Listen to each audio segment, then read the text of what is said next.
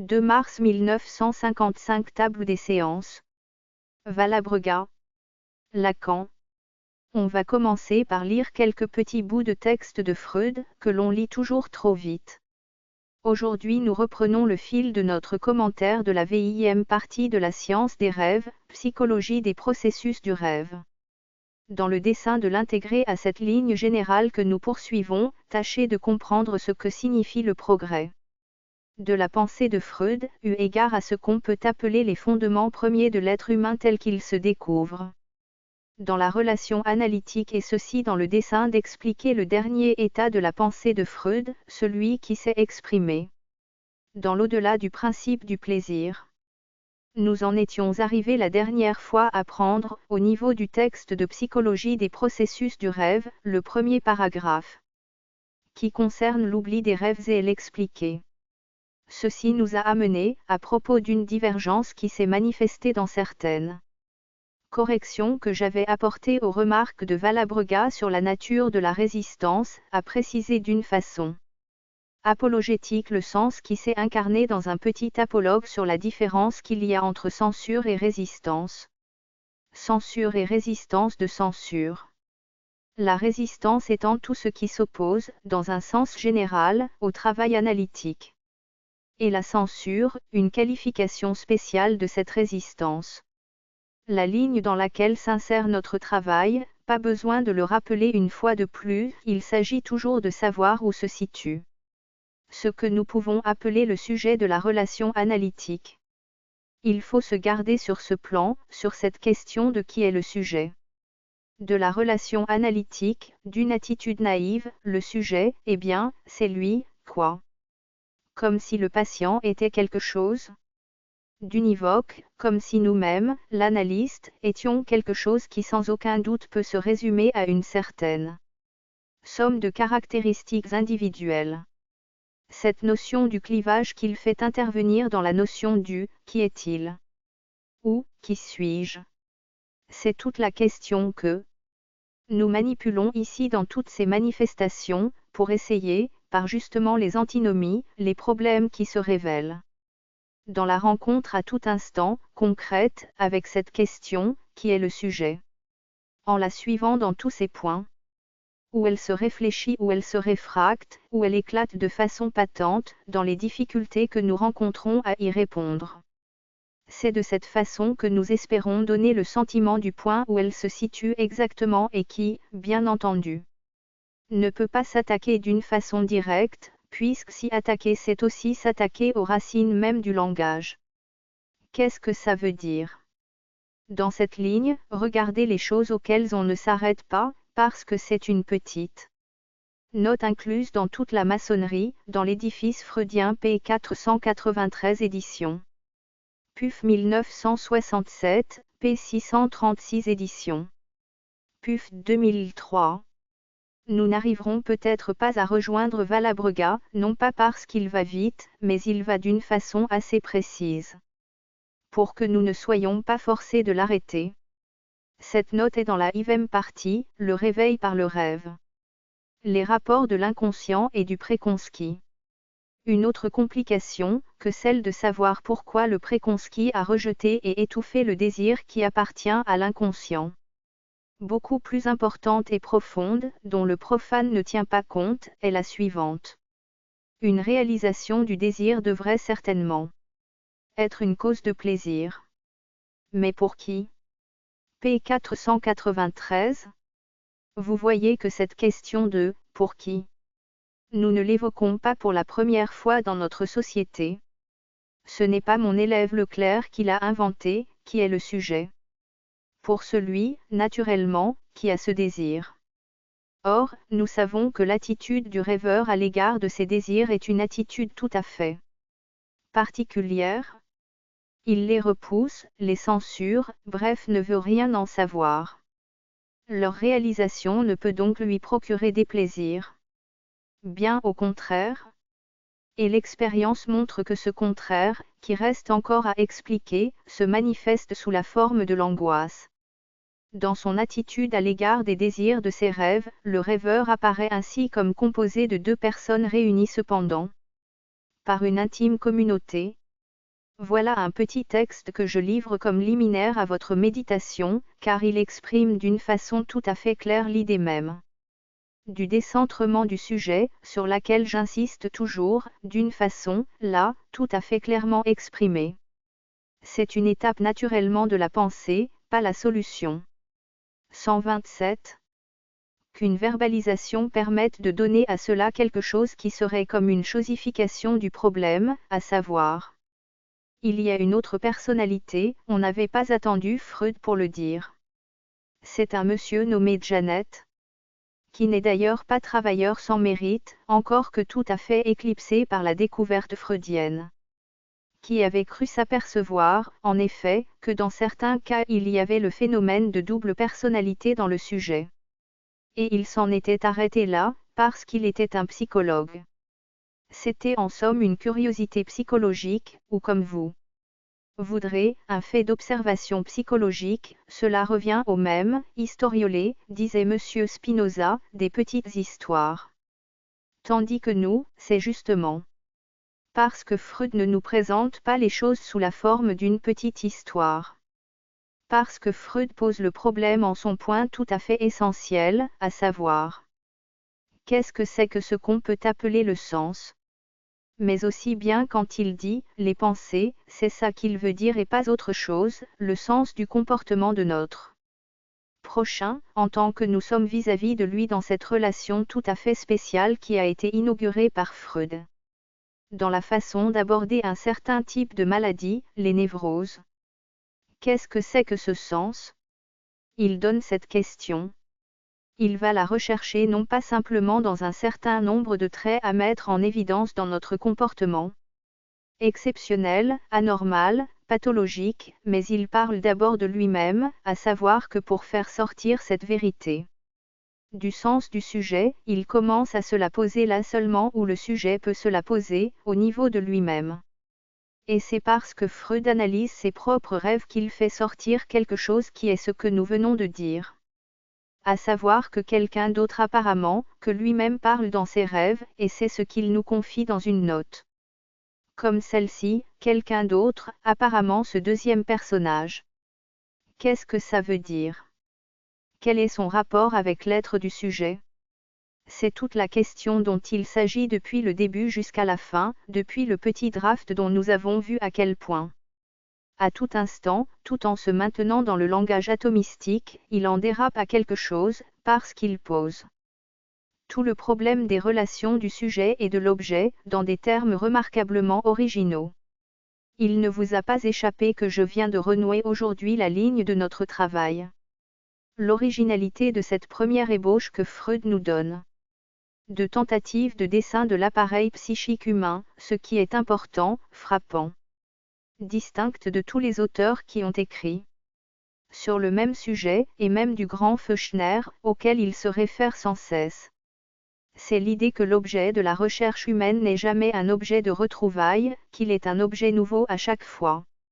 Retrouvailles au sens de la réminiscence, où le sujet retrouve les rails préformés de son rapport naturel au monde extérieur. Mais si l'objet humain se constitue, c'est toujours par l'intermédiaire d'une première perte, rien de ce qui est féconde pour l'homme ne se passe sinon par l'intermédiaire d'une perte de l'objet, que c'est toujours une reconstruction de l'objet dont il s'agit. Ceci est un trait que nous avons noté au passage, je pense qu'il ne vous a pas échappé au milieu de beaucoup de choses que nous avons vues dans ce premier paragraphe. Mais ceci a pu vous paraître n'être qu'un point de détail. Je le repointe au passage, parce que nous le retrouverons dans la suite.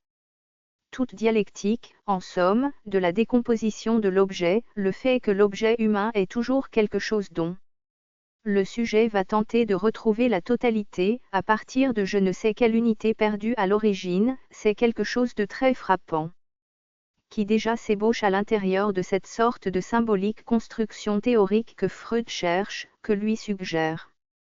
Les premières découvertes sur la structure du système nerveux, dans la mesure où elles peuvent être appliquées à son expérience clinique.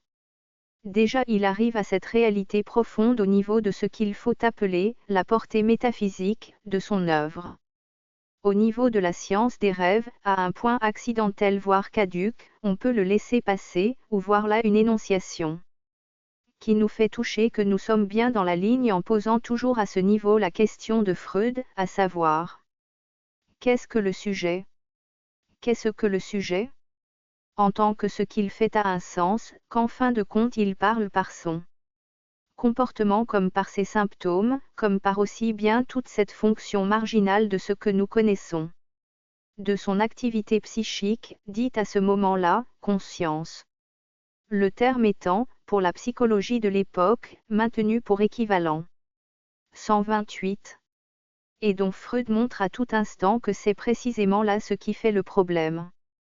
Que la chose la plus incompréhensible n'est assurément pas ce qui se lit dans le comportement du sujet. C'est pourquoi cette apparence, cette présentation dans la conscience est quelque chose qui est en quelque sorte si irrégulière. C'est là à tout instant présentifié dans cette petite ébauche de l'appareil psychique, avec laquelle nous en avons à peu près fini. Et au moment où il aborde une notion psychologique des processus du rêve, c'est à savoir: il ne faut pas confondre, dit-il, processus primaire et inconscient. Dans le processus primaire, il y a toutes sortes de choses qui apparaissent au niveau de la conscience. Il s'agit précisément de savoir pourquoi ce sont celles-là qui apparaissent, à savoir quelque chose qui est ce qui nous apparaît comme l'idée, la pensée du rêve. Bien sûr nous en avons conscience, puisqu'aussi bien, sans cela, nous ne saurions rien de ce qui existe du rêve. Ce qui est inconscient est quelque chose où forcément, nous dit-il, il faut par une nécessité de la théorie qu'une certaine quantité, un certain facteur quantitatif d'intérêt se soit porté. Et pourtant, ce qui motive cette quantité, ce qui la détermine est ailleurs, est dans un ailleurs dont nous ne sommes pas conscients. Il faut aussi que nous le reconstruisions, cet objet-là.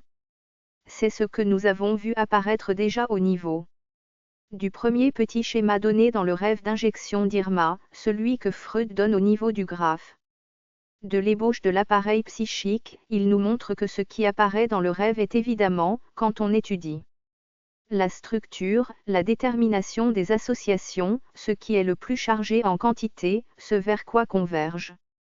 Sur le plan de la relation expressive du signifié au signifiant, le plus de choses à signifier. Mais ceci en effet émerge, parce que cela semble être le carrefour, le point de concours du plus d'intérêt psychique. C'est aussi quelque chose qui nous laisse complètement dans l'ombre les éléments qui s'y manifestent. À savoir les motifs eux-mêmes. Ces motifs nous les avons déjà indiqués au niveau du graphe. Ils sont doubles. C'est le discours continué, la parole du dialogue poursuivi avec Fliess, d'une part. Et d'autre part, sous une double forme, le fondement sexuel qui donne l'autre détermination à toutes les apparences du rêve. Le fondement sexuel est double. À la fois intéressé dans cette parole, puisque c'est la notion qu'il existe en tant que telle, qui vient là déterminer le rêve. Montrant que c'est le rêve de quelqu'un en train de chercher ce qui est un objet même du rêve. Et le fait que Freud se trouve lui-même effectivement particulièrement, non seulement avec sa malade, mais toute la série féminine qui s'ébauche derrière elle, série complexe et contrastée, ce qui reste justement à déterminer, ce qui est dans l'inconscient et ceci doit être, ne peut être uniquement, comme objet que reconstruit. C'est là le sens de ce que Freud, au point où nous sommes du développement de sa pensée, nous amène. C'est ce que nous allons aborder aujourd'hui, avec la deuxième partie sur la régression, sur la notion de comment il faut concevoir la coalescence, sa caractéristique de nécessité fondamentale dans toute formation symptomatique, d'au moins deux séries de motivations dont une doit être sexuelle, et l'autre est justement ce qui est mis en question ici, parce que c'est en question partout dans l'œuvre de Freud, sans être jamais à proprement nommé de la façon dont nous lui donnons ici son nom, qui est justement le facteur de la parole, de la fonction symbolique en tant qu'elle est assumée par le sujet. Mais toujours avec la même question, par qui, par quel sujet? 129. Jean-Paul Valabrega. C'est important de conserver en mémoire qu'il introduit pour la première fois la conception de l'appareil psychique. À propos de l'étude sur la régression. C'est donc à la Trondheim qu'il faudra retourner, pour retrouver la première explication de la régression, qui ultérieurement va prendre une importance considérable dans toute la théorie qui suivra. Ensuite, pour suivre l'argumentation de Freud dans ce passage, il commence par rappeler les 3 caractères les plus importants qui lui ont été fournis par l'étude du rêve. C'est-à-dire qu'il résume, condense, tout ce qui précède cette partie, pour ainsi dire tout le volume, avant d'en arriver à cette étude des processus qui sont 3. 1. Le rêve met la pensée au présent dans l'accomplissement du désir. Par conséquent, c'est une actualisation. Le désir ou la pensée du désir, le plus fréquemment dans le rêve, est objectivé, mis en scène, enfin vécu. 2. C'est un caractère presque indépendant, dit Freud, du caractère précédent, et non moins important. La transformation de la pensée du rêve en image visuelle et en discours, Bildermutre D. Lacan. Ride, ça veut dire discours. L'inconscient c'est le discours de l'autre, ce n'est pas moi qui l'ai inventé. Bilde, ça veut dire imaginaire, particulièrement adapté à un terme qui veut dire image en allemand. Jean-Paul Valabrega. 3. Troisième notion sur laquelle on a déjà insisté, due à Feuchner, lieu psychique du rêve différent du lieu de représentation de la vie éveillée. Voilà les 3 résultats les plus importants qu'il souligne dans le début de son argumentation, l'essai de construction de l'appareil psychique auquel il va se livrer. Cela va être le premier schéma sur le modèle d'appareil possible. Et cette reconstruction suit directement la référence à la psychophysique de Feuchner. Pourtant, une chose importante est déjà indiquée et va être reprise dans la suite, c'est que l'appareil psychique étant constitué de divers systèmes, et que l'on n'est pas obligé, dit-il, d'imaginer entre les divers systèmes un certain ordre spatial, mais un ordre de succession temporelle. Il faut donc imaginer cet appareil comme un schéma spatial. Mais ne pas croire à sa spatialité, mais croire que c'est un ordre de succession temporelle de l'excitation qui parcourt les différents systèmes concernés. Par conséquent, c'est une topique temporelle. Plus loin, après l'exposé des schémas, il va revenir sur cette idée, et dire que le rêve est un retour.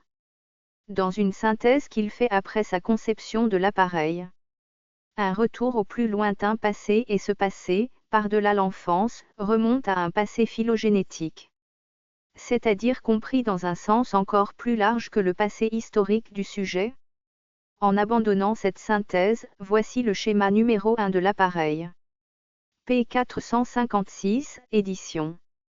PUF 1967, P 590, édition. PUF 2003. Il est doté d'une direction, c'est ce qui est fondamental, la direction des flèches. Le processus psychique va toujours de l'extrémité P, perceptive, à M, motrice. Cependant, il y a une première différenciation qui intervient aussitôt après. Les excitations perceptives parvenant dans le sujet y laissent une trace, qui est une trace de souvenir. Il faut expliquer la mémoire. Or le système P, perception, n'a aucune mémoire, il faut donc différencier un système S du système P. 130. Car d'abord les perceptions se trouvent unies dans la mémoire d'après leur ordre d'apparition. Lorsqu'il y a eu simultanéité de perception, il y aura connexion dans le même ordre simultané des traces, c'est là le phénomène important de l'association. Comme d'autre part il existe dans les connexions intervenant dans le système S, d'autres connexions que la connexion associative, il sera donc nécessaire d'admettre plusieurs systèmes S, S1, S2, S3. On en aura un grand nombre.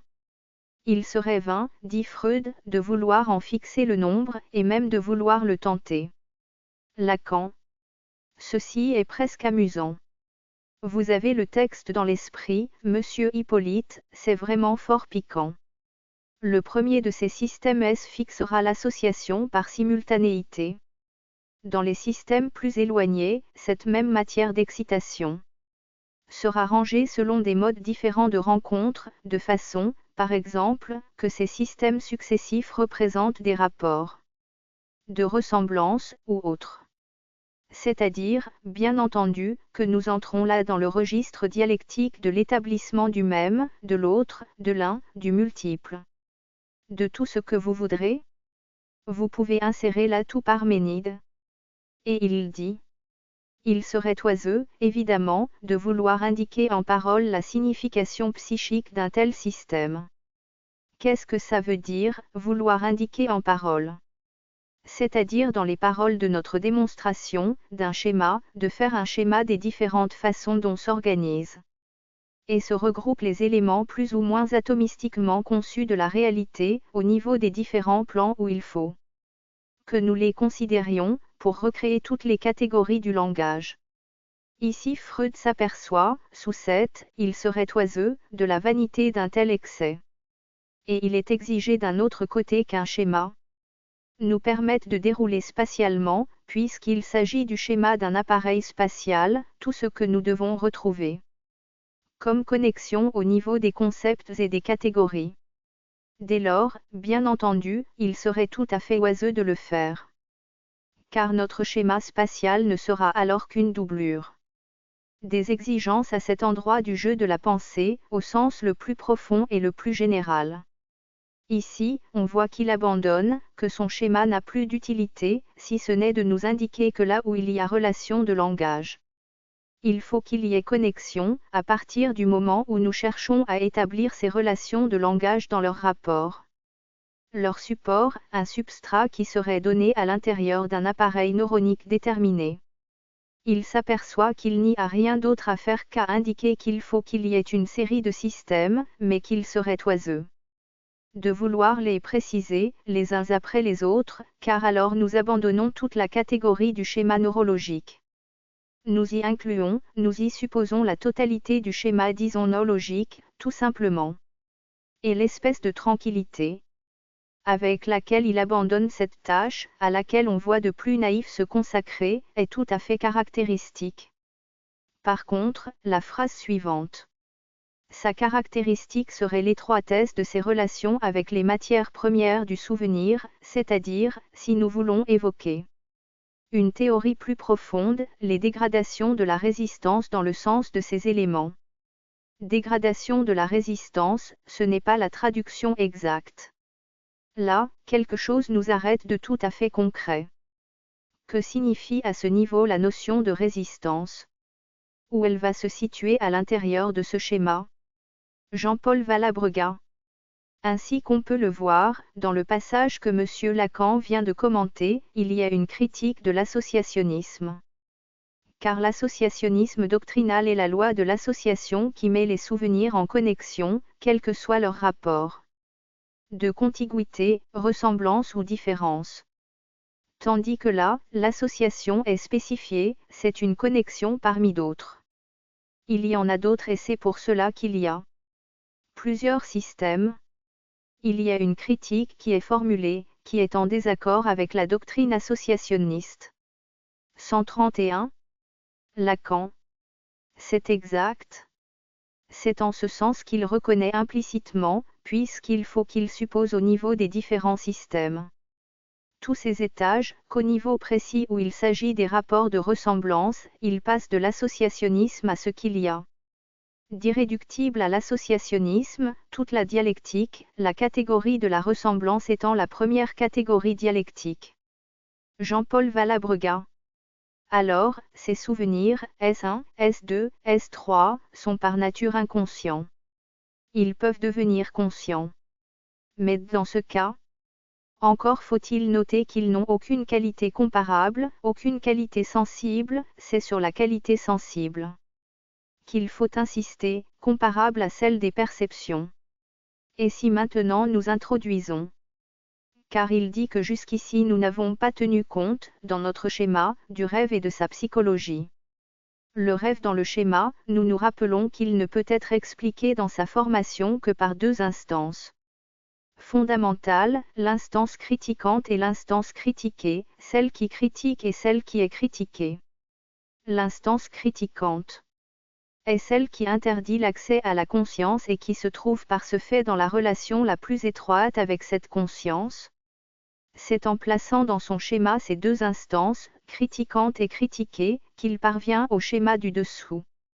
Où nous avons toujours l'extrémité perceptive et l'extrémité motrice, il situe le préconski près de l'extrémité M. Le préconski est à considérer comme le dernier des systèmes situés à l'extrémité motrice. Les phénomènes préconskiants peuvent parvenir à la conscience. Tout à l'heure on verra dans le développement linéaire du schéma qu'on sera amené à assimiler, puisque certains phénomènes préconskiants peuvent devenir conscients, je puis me tromper, mais il me semble qu'on comprendrait plus clairement le schéma si au lieu d'en faire un schéma parallélépipédique, on faisait un schéma circulaire, afin de pouvoir parvenir aussi de M à P, les phénomènes préconskiants devenant conscients. Dans l'autre cas, ça va être un autre processus sur lequel on va insister. Les phénomènes préconskiants sont définis par leur capacité à devenir conscients, en suivant un processus dirigé normalement à l'inverse de la flèche du bas. Lacan.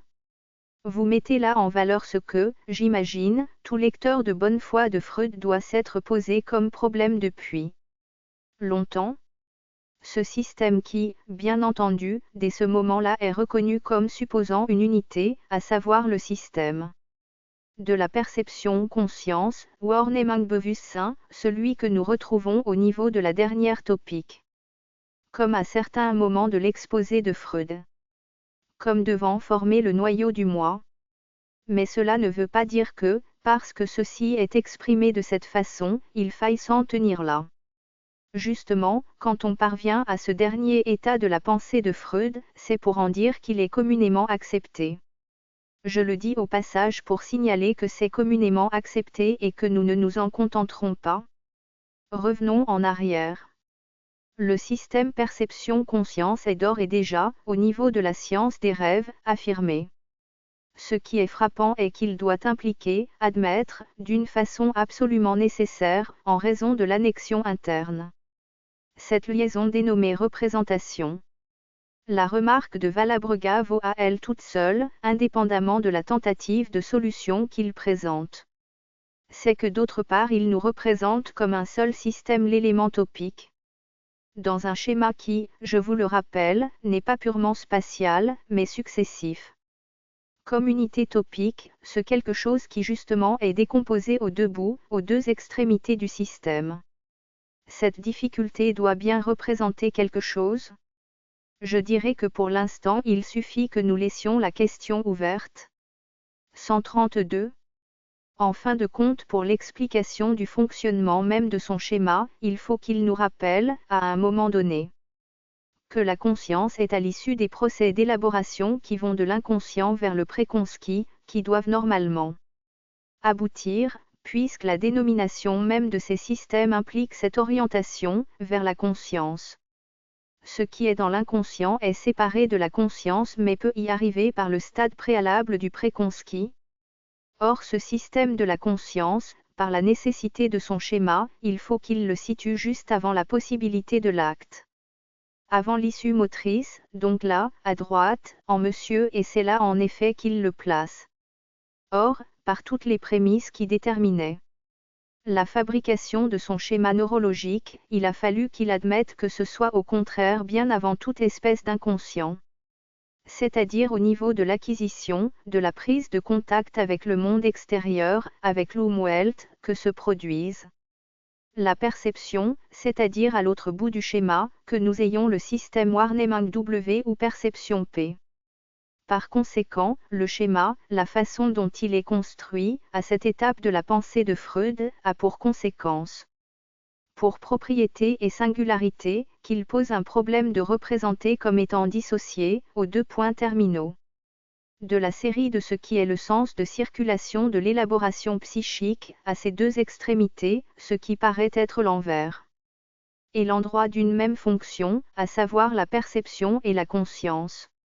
Ceci d'aucune façon ne peut être attribué à quelque caractère contingent qui serait né du fait que nous subissons quelque illusion dans la spatialisation de l'ensemble de ce schéma, qu'il est parfaitement concevable que, tout cela étant en fin de compte des phénomènes loin d'être uniquement spatiaux, sur un certain plan ce soit simplement une difficulté de la représentation graphique qui aboutisse à cette difficulté apparente. Cette difficulté est bien interne à la construction, au mouvement même, à l'élaboration dialectique du schéma. Il faut que la perception soit aidée pour qu'elle ait cette caractéristique d'être une espèce de couche sensible, au sens que le mot sensible a dans photosensible. Mais dans un autre texte, Freud y est revenu et a insisté sur le petit appareil qui consiste à voir prendre des notes sur une sorte de tableau d'ardoise, qui a des propriétés spéciales d'adhésivité et sur lequel repose un papier transparent, ardoise magique. Le crayon est une simple pointe ayant pour propriété, chaque fois qu'elle trace quelques lignes ou signes sur le papier transparent, de déterminer une adhérence momentanée et locale avec l'ardoise qui est dessous, et par conséquent le mot tracé apparaît sur la surface, en sombre sur clair, ou clair sur sombre, et reste inscrit sur cette surface aussi longtemps que vous ne faites pas le geste de détacher la feuille à nouveau du fond, ce qui provoque la disparition du mot. Le papier se retrouve vierge chaque fois que l'adhérence est levée. C'est quelque chose comme cela que Freud exige de sa première couche perceptive. Il faut supposer que le neurone perceptif étant une matière sensible, puisse intercepter toujours quelques perceptions. Mais il restera toujours quelques traces sur l'ardoise, même si ce n'est plus visible, de ce qui a été un moment écrit. Ce sont les couches supérieures qui sont chargées de conserver ce qui a été une fois perçu, mais il faut que ce qui est à la surface devienne vierge. Tel est le schéma cohérent, logique, et rien ne nous indique qu'il ne soit pas fondé dans le fonctionnement concret de l'appareil psychique, ce qui rend nécessaire que le système perceptif soit donné au départ. Ainsi, nous aboutissons à cette singulière dissociation, à savoir que perception et mémoire s'excluent quant à leur localisation systématique. Du point de vue de l'appareil nerveux, il faut distinguer le niveau de l'accumulation de l'appareil mnésique du niveau de l'acquisition perceptive. Ce qui est, du point de vue de l'imagination, d'une machine, parfaitement correcte, mais nous nous trouvons devant cette seconde difficulté qui constitue le paradoxe sur lequel Valabrega et moi attirons votre attention. Si nous prenons les choses ainsi, tout dans l'expérience indique que le système de la conscience doit se trouver au point opposé le plus extrême de cette succession de couches d'élaboration, d'interconnexion systématique qu'il nous est nécessaire d'admettre pour penser le fonctionnement concret, effectif dans l'expérience, de l'appareil psychique. Ce niveau de la conscience nous devons le supposer exactement au point opposé de la dite succession de couches. Ceci présente une difficulté. Nous soupçonnons, une fois de plus, qu'il y a là quelque chose qui ne va pas. Ce même quelque chose qui, dans le premier schéma, va s'exprimer en ceci qu'il va les supposer sur deux plans différents. Le fonctionnement du système, d'une part, complément du circuit stimulus-réponse. Et le système, fonctionnement énergétique du fonctionnement psychique. Là nous avons un paradoxe singulier, la nécessité d'admettre comme quelque chose fonctionnant selon des principes énergétiques différents, le système que nous appelions, qui représentait le système de la perception, en tant que dans ce premier schéma il était la fonction de la prise de conscience, liée à sa nature de fonctionnement particulier, au niveau de la qualité de tous ceux qui faisaient l'autonomie du système dans le premier schéma. Et par là le sujet avait avant tout ses renseignements qualitatifs, qui était autre chose, que ce schéma était amené à isoler, faute de pouvoir d'aucune façon le représenter au niveau du système d'équilibre énergétique constitué par le système en tant que régulateur des investissements dans l'appareil nerveux. 133. Donc nous nous trouvons devant ceci. Le premier schéma nous donne une représentation à une seule extrémité de l'appareil de la perception et de la conscience, comme unies entre elles, comme elles le sont expérimentalement. mais le second schéma multiplie les difficultés du premier par une nouvelle difficulté, à savoir la dissociation de la place du système perceptif et de la place de la conscience. Vous voyez où tout cela va nous mener? Pour l'instant, je suspends simplement la question. Jean-Paul Valabrega. Il faudrait donc, semble-t-il, qu'on puisse établir une connexion quelconque, je ne sais pas comment, Freud n'y insiste pas. Lacan vous avez proposé une solution. Jean-Paul Valabrega. Non, ce n'est pas une solution. Je vais dire pourquoi. C'est que si on avait pu imaginer ce schéma circulaire, je ne vois pas pourquoi Freud ne l'aurait pas fait. Il sait faire des cercles comme nous tous. Il imagine comme ça et parle. Dans une très courte note confère note 1 p. 460, édition. PUF 1967, p. 594 édition. PUF 2003 seulement, où il assimile P et C. Du déroulement linéaire de son schéma, s'il avait voulu en faire un développement circulaire, il l'aurait fait. Et il ne le fait pas. Il faudrait donc trouver une voie hypothétique. Et ce n'est pas ce point que Freud va étudier. Je pense à une dernière hypothèse. Il faut attendre une autre topique, c'est un autre point sur lequel nous insisterons tout à l'heure, pour y voir clair. Abandonnons ce problème, pour en venir à l'inconscient, qui est un système situé plus en arrière. Il ne peut accéder à la conscience, si ce n'est en passant par le préconscient. Ainsi le motif du rêve serait à situer dans le système inconscient. La conscience, petite note page 444 de la dernière édition française édition. PUF 1950. Confère note 1 p. 460, édition. PUF 1967, p. 594 édition. PUF 2003. Est un système succédant au préconscient. C'est un ordre de succession au préconscient, mais dans un autre sens. C'est le système le plus superficiel, le système PC. On retrouve ici le paradoxe que le système conscient soit ouvert à la fois du côté de la perception, à gauche du tableau, par où l'excitation arrive, et à l'extrémité motrice, à droite, dont le système le plus voisin est le système préconscient. On retrouve dans cette note le même paradoxe. L'excitation interne dans le cas du rêve tend à passer par le relais du préconscient pour devenir consciente, mais elle ne le peut pas, parce que la censure lui interdit cette voie pendant le jour, pendant la veille. Comment expliquer l'hallucination, le rêve hallucinatoire? Freud dit qu'il n'y a qu'un moyen de s'en tirer, c'est admettre que l'excitation, au lieu de se transmettre normalement vers l'extrémité motrice, suit une voie rétrograde. Voilà la régression. Lacan. Je vois qu'aujourd'hui l'attention, sur des choses qui sont tout à fait simples, est un tant soit peu ondulante. En d'autres termes, nous nous trouvons devant cette singulière contradiction, je ne sais pas s'il faut l'appeler ou non dialectique. Que vous écoutez d'autant mieux que vous comprenez moins. Car je vous dis des choses fort difficiles, et je vous vois suspendu à mes lèvres, et après j'apprends que certains n'ont pas compris. Et d'un autre côté, quand on dit des choses très simples, presque trop connues, il est certain que vous êtes moins suspendu. C'est une remarque que je fais au passage parce qu'elle a son intérêt, comme toute observation concrète, et elle pose la question sur son origine. Je livre ceci à votre méditation. Néanmoins, malgré que nous allions lentement, ceci est très important à regarder de près. Je vous fais remarquer ce que ça veut dire.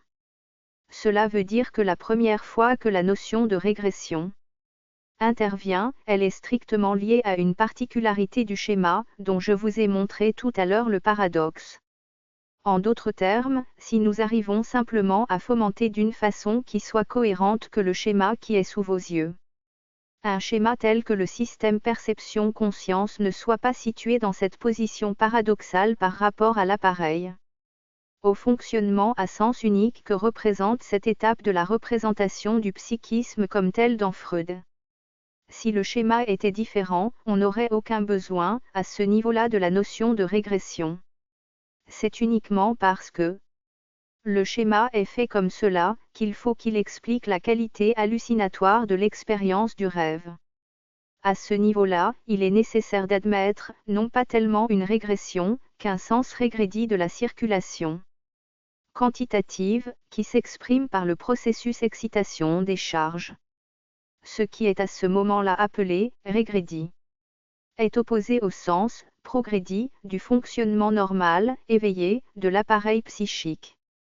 C'est quelque chose qui est uniquement dépendant de ce caractère spécial du schéma qui doit tout de même nous être un peu suspect d'être peut-être quelque chose de caduc, puisqu'en lui-même il se présente déjà comme ayant un caractère paradoxal. 134. Je vous prie simplement de pointer ceci au passage parce que cela nous permettra peut-être d'apporter quelque lumière dans la façon dont ensuite le terme de régression est employé, avec une multiplicité de sens qui ne va pas s'en présenter. Quelque ambiguïté.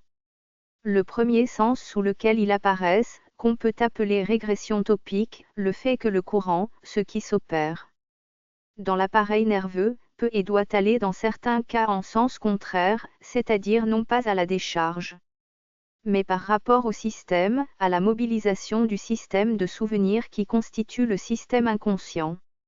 Il faut dans un certain schéma, que nous expliquions pourquoi le caractère hallucinatoire du rêve, de la figuration du rêve. Pourquoi ce quelque chose qui revêt certains aspects, qui ne sont d'ailleurs des aspects sensoriels que d'une façon métaphorique. Le côté qualitatif de la figuration du rêve, le caractère spécialement de la figuration visuelle dans le rêve. C'est ce qui est à expliquer à ce niveau. Et la première introduction du terme de régression dans le système freudien apparaît donc de ce fait même comme singulièrement problématique, essentiellement liée à une particularité justement des plus inexplicables de son premier schéma. Voilà ce qu'il y a à remarquer à ce niveau. Nous verrons si quelque chose n'est pas infiniment plus valable, qui nous permettent d'expliquer les choses d'une façon telle que le terme de régression deviendrait tout à fait inutile à ce niveau-là. Jean Hippolyte. Est-ce qu'on ne pourrait pas émettre l'hypothèse que la régression, le schéma, l'idée de la régression chez Freud est première par rapport au schéma? Ce n'est pas le schéma qui entraîne la régression, mais l'arrière-pensée freudienne de la régression qui entraîne le schéma, c'est une hypothèse. La particularité du schéma. Lacan.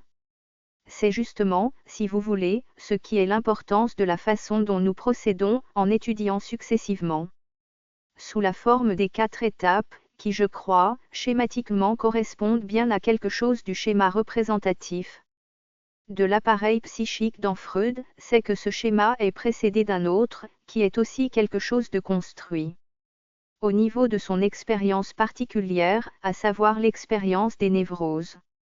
C'est cela qui, depuis le départ, anime tout son effort théorique.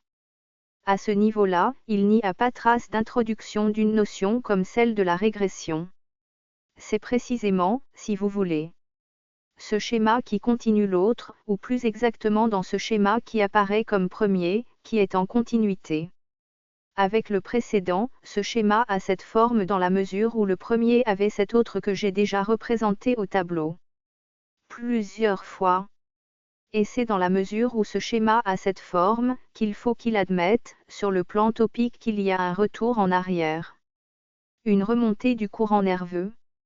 À ce niveau-là, rien d'autre n'implique le terme de régression pour expliquer la qualité hallucinatoire du rêve et il ne s'agit pas du caractère du désir, par exemple, qui soutient le rêve, qui peut jouer sur d'autres plans, faire intervenir, sous une autre forme, une autre nécessité, qui peut aussi tomber sous le même schéma de régression.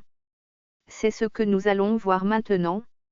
Mais, à ce niveau-là, sur le plan topique, le fait que le souvenir revienne à la qualité vivante de l'image primitive au moment où elle se forme dans la perception, c'est une chose qui n'a un caractère et n'est même qualifiée de régressive, qu'à travers toutes sortes de difficultés.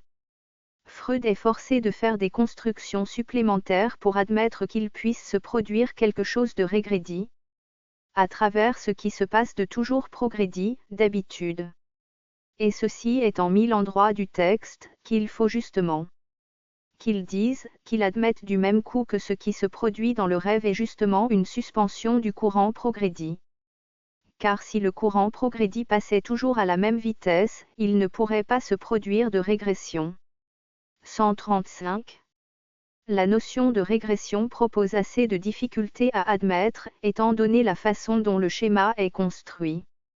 Pour qu'on voit que s'il est forcé de l'admettre, c'est parce qu'il lui faut, dans l'intérieur de ce schéma, expliquer comment il peut se produire des choses qui effectivement vont dans le sens de la régression par rapport au schéma. Et ce n'est pas du tout du fait de la régression qu'il part. Ce ne peut être conçu comme une régression que par le fait qu'il est forcé de construire son schéma, pas seulement son schéma, mais il est forcé, par la façon dont il conçoit dans l'ensemble la fonction de la perception, dans l'ensemble de l'économie psychique, comme quelque chose de primaire, pas composé, élémentaire. Que l'organisme représente un organisme au premier chef impressionable et cet élément d'impressionnable. C'est dans sa fonction élémentaire qu'il le représente à ce niveau, et c'est dans sa fonction élémentaire qu'il est amené à la faire entrer en jeu dans son économie de ce qui se passe au niveau symptomatique. C'est là qu'est tout le problème, bien entendu. De savoir si ce qui se passe au niveau des phénomènes de conscience peut en fait, d'aucune façon, être assimilé purement et simplement aux phénomènes élémentaires de la perception. Mais ce qu'on peut dire en faveur de Freud, c'est qu'à ce niveau, si on peut dire naïf, car il ne faut pas oublier que ceci est construit il y a 50 ans, d'une tentative de représentation de ce qui s'effectue dans le système nerveux. Freud n'élude pas une difficulté, qui est celle de l'existence comme telle de la conscience. N'oublions pas que pour nous, toutes ces choses, avec le recul du temps, prennent une espèce de côté déchargé d'intérêt, qui tient très exactement à ceci, la diffusion de la pensée behavioriste. Je veux vous faire remarquer au passage que la pensée behavioriste est, par rapport à ce qu'essaie de faire Freud, un pur et simple escamotage. La pensée behavioriste dit ceci. Bien entendu, la conscience est quelque chose qui pose des problèmes. Nous, behavioristes, résolvons la question en décrivant des phénomènes et en opérant sur eux, sans jamais tenir aucun compte qu'elle existe comme telle. Là où manifestement elle est opérante, elle est un stade, une étape simplement, nous n'en parlons pas. C'est en effet une façon assez remarquable d'éluder les difficultés, devant lesquelles nous sommes, grâce au fait que Freud, lui, ne songe pas à éliminer la difficulté de faire entrer la conscience comme une instance spéciale dans l'ensemble du processus, ce qui l'amène à quelque chose dont on est surpris de la prudence même avec laquelle il la manie. Car en fin de compte, il arrive à la manier sans l'antifier, sans la chosifier. Vous allez le voir d'autant plus par toute la suite du développement. Jean-Paul Valabrega. D'ailleurs on peut soulever, à propos de la régression, le problème de savoir s'il n'a pas d'autres exemples dans la tête. Mais dans le texte de 1895 Antwerp, cette remarque va peut-être répondre à Monsieur Hippolyte, Freud donne de l'hallucination une explication purement quantitative. Il dit que c'est la quantité d'investissement, seule en cause, qui explique qu'une représentation puisse être hallucinatoire. Par conséquent, il n'a pas en vue de justifier une autre idée. Ici intervient un processus d'ordre formel, c'est-à-dire un autre courant, une autre circulation du courant psychique. Dans le premier cas, n'interviennent que des données économiques. Lacan. Si vous voulez, en d'autres termes, le premier schéma dans la première conception qu'il en a donné, cette espèce de réseau, est l'appareil, l'ensemble qui, dans la névrose représente tout ce que nous pouvons appeler, fibre d'association. Ces fibres d'association, Freud, dans le 1. R schéma, s'intéresse uniquement à ce qui circule dedans, la quantité neuronique. Notion énergétique réglée par ceci, que l'ensemble du système doit rester à un certain niveau pour que les choses s'établissent dans une certaine circulation qui représente en effet la somme de ces expériences.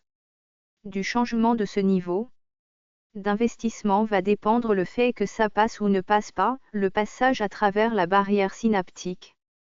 En fait, c'est ça qui lui est donné, un système nerveux fait d'une certaine façon, de neurones interconnectés. Il s'agit de savoir ce qui passe et ce qui ne passe pas. Comment se fait le frige? Comment ce frige change? Comment il est en état de fonctionner au-delà de certains seuils et ne circule plus au-dessous? Tout est réglé au niveau général, avec tout ce qu'il introduit d'homéostase et ce qui passe comme variation du fait qu'il y a plusieurs seuils possibles, la veille, le sommeil, ceux-ci représentant des règles différentes d'homéostase différentes. Axé sur une idée commune, un thème commun de régulation homéostatique. 136. Eh bien, ce qui se passe et qu'il appelle hallucination à ce moment-là, est simplement ce qui correspond à certaines incitations internes qui viennent de l'organisme tout entier, c'est-à-dire ce que le système nerveux reçoit d'excitation de l'intérieur de l'organisme, c'est-à-dire des besoins. Il se produit dans ces conditions un certain nombre d'expériences. Ce sont les premières qui déterminent les autres. La notion est strictement de l'ordre de l'apprentissage, du learning. Les premières expériences vont déterminer les autres et ont pour résultat l'enregistrement, la structuration à l'intérieur de ce système, de certains circuits correspondant à certaines pulsions instinctives, chaque fois que la pulsion va se reproduire. C'est aussi une conséquence de la structure du schéma. Ce qui va se mettre en éveil est ce qui a été associé aux premières expériences, c'est-à-dire que ce sont les neurones qui vont se mettre de nouveau, appelons ça comme ça, à s'allumer. Confère triode.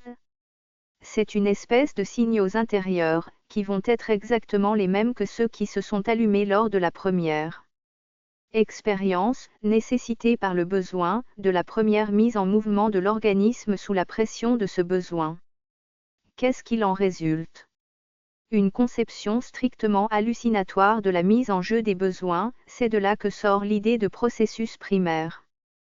En d'autres termes, il est normal, dans cette conception d'un organisme défini comme organisme psychique, que du fait qu'il a été satisfait d'une certaine façon dans ses premières expériences confuses, liées à son premier besoin, il est normal qu'il hallucine sa seconde satisfaction, c'est-à-dire que les mêmes choses s'allument. Au niveau de quoi? Vous le voyez bien. De quelque chose qui implique une identification entre le phénomène physique de ce qui se passe dans un neurone et ce quelque chose qui en est vraiment l'envers épiphénoménal, qui est strictement de l'ordre du parallélisme psychophysique. À savoir ce que le sujet perçoit.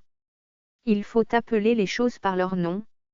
Le fait qu'il appelle ça, hallucination, est lié au fait qu'il faut qu'il mette ailleurs la perception authentique, valable, réelle. Cette hallucination est simplement une fausse perception, de même qu'on a pu, à la même époque, définir la perception comme une hallucination vraie. En d'autres termes, toute espèce de retour à un besoin, une fois satisfait, entraîne l'hallucination de sa satisfaction. Et toute la construction du premier schéma repose là-dessus. Comment se fait-il que l'être vivant, qui en tant qu'être vivant est supposé pourvu d'appareils nerveux et construit comme ça, arrive quand même à ne pas tomber dans les pièges biologiquement graves? Car il est clair qu'en effet, si toute espèce de satisfaction pour l'être vivant commence à se proposer à lui comme hallucination, il a peu de chances d'arriver jamais à. Il s'agirait donc de comprendre le réglage de ce qui se passe à l'intérieur de ça. Et ce réglage fait par quelque chose qui, à ce moment-là, est situé à l'intérieur des systèmes par Freud, à savoir par ce quelque chose qu'il appelle d'ores et déjà un ego. Qu'est-ce que c'est à ce moment-là? C'est quelque chose, c'est dit dans Freud, qui est l'organisation secondaire qu'il nous faut nécessairement supposer, par rapport à ce fonctionnement primaire du système. Dans le même système, il faut bien qu'il se soit passé quelque chose qui permette à chaque instant à cet organisme de référer à cette hallucination surgissant spontanément, à ce quelque chose d'autre qui se passe au niveau de ses appareils perceptuels. C'est-à-dire faire la comparaison, la confrontation qui s'appelle réaliser des types d'adaptation au réel. Et ceci suppose Il faut l'admettre comme une conséquence de l'expérience, que se constitue, à mesure des expériences qui permettent de se constituer, quelque chose qui diminue l'investissement quantitatif au point sensible d'incidence du besoin dans cet appareil. Qui le diminue d'une façon qui est ce que Freud nous explique dans sa première élaboration par le processus de dérivation. Ce qui est quantitatif est toujours susceptible, dans un appareil construit tel quel, d'être dérivé, diffusé, il y a une voie d'abord tracée. Mais si quelque chose intervient pour faire passer le stimulus, l'excitation, la quantité neuronique, représentation énergétique, sur 3 voies, ou 4, ou 5 à la fois, au lieu d'une, Freud trouve dans ce schéma l'explication satisfaisante qui lui permet de penser que, au niveau quantitatif, ce qui a passé par la première voie, la voie frayée, va être assez abaissé de niveau pour subir avec succès l'examen comparatif avec ce qui se passe parallèlement au niveau strictement perceptuel. Vous voyez les hypothèses que cela suppose d'une part sur certains points, sur d'autres, pas. Il en faut tellement d'hypothèses, et beaucoup ne sont pas à la portée d'être confirmées. Cela a toujours le caractère un peu décevant de ces constructions. 137. Nous ne sommes pas là pour juger de la qualité des constructions de Freud. Elles valent par les développements où elles ont mené Freud. L'important est de dire qu'à ce moment, c'est comme ça que ça se structure.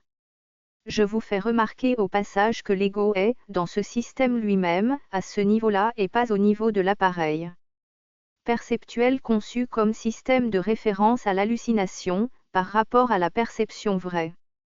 L'ego est l'appareil régulateur de toutes ces expériences de comparaison entre ce qui se passe d'hallucinatoire au niveau du système et ce qui se passe d'adapté à la réalité au niveau du système. L'important est d'expliquer au niveau énergétique comment les choses, comme celles-là, sont possibles, parce qu'au niveau les charges énergétiques sont très faibles. Il faut toujours que l'ego ramène ici l'allumage des neurones déjà frayés à un niveau énergétique extrêmement bas, pour qu'il puisse se passer quelque chose de possible, du niveau des aiguillages, des distinctions, qui se feront par l'intermédiaire du système. En d'autres termes, dans ce schéma, c'est dans la ligne de ce que nous sommes en train d'essayer de montrer. L'ego se trouve là au cœur de cet appareil psychique, les processus primaires et secondaires passent aux mêmes endroits. Topiquement, dans le premier schéma, l'ego et l'appareil sont la même chose. L'ego est le nucleus, c'est comme ça qu'il s'exprime, le noyau de cet appareil. C'est ça qui est intéressant, c'est de noter cette évolution et cette différence. Et c'est ce qui va contre votre remarque et hypothèse de tout à l'heure. C'est que c'est bien moins par une espèce d'idée préformée, qui lui imposerait cette dissociation du système de l'ego dans ses deux parts, perception et conscience, situées si paradoxalement dans son schéma, mais c'est bien loin pour lui d'être une commodité. C'était plus commode dans le 1R schéma. C'est la question que je pose, pourquoi semble-t-il nécessaire qu'il en soit ainsi dans le 2ND schéma? C'est le fait que le second schéma ne recouvre pas du tout, absolument, le premier. Ce qui domine dans le second schéma, c'est que c'est un schéma temporel. Il s'agit de savoir dans quel ordre et dans quelle succession se produisent les choses. Et ce qui est remarquable est qu'il rencontre justement cette difficulté au moment où il introduit la dimension temporelle. C'est là qu'il rencontre un paradoxe qu'il ne trouvait pas dans sa première formulation schématique. C'est la question que je laisse ouverte. AJP. Valabrega, concluez ce que vous pouvez avoir à dire. Jean-Paul Valabrega. Il faudra distinguer les 3 formes de régression. En tout cas, ce qui est important à dire est que la régression reste pour lui un phénomène inexplicable. Il le souligne et il va en chercher l'élucidation dans la reviviscence d'une scène infantile. Mais du point de vue topique, il ne l'expliquera pas. C'est là-dessus qu'on pourrait conclure. Lacan. Si vous voulez. Nous n'aurions fait que cela aujourd'hui, vous montrer sous la plume de Freud, car non seulement nous le mettons en valeur, mais c'est dans son texte, qu'en fin de compte la régression est quelque chose dont il est vraiment aussi embarrassé qu'un poisson d'une pomme. C'est quelque chose de vraiment problématique. C'est une chose dont l'apparition au niveau du schéma reste à la fois paradoxale et jusqu'à un certain point non nécessaire.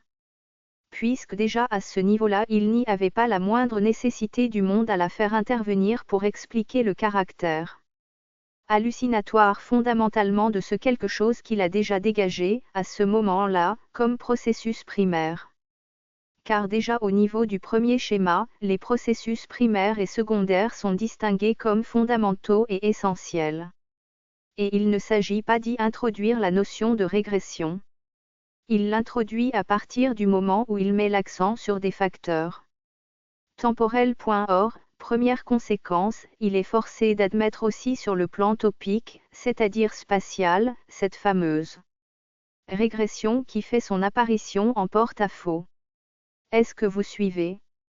C'est le caractère paradoxal, et jusqu'à un certain point pour lui-même inexpliqué, antinomique, inexplicable, de la régression qu'il s'agit de mettre en valeur dans ce progrès. Vous verrez ensuite comment les choses se présenteront et comment il faut que nous introduisions cette notion de régression, quand il la met en valeur sous d'autres registres, et en particulier sous le registre génétique, du progrès de l'organisme. Considéré dans la dimension de sa genèse, de ses époques successives, de son développement. Ce sera pour la prochaine fois.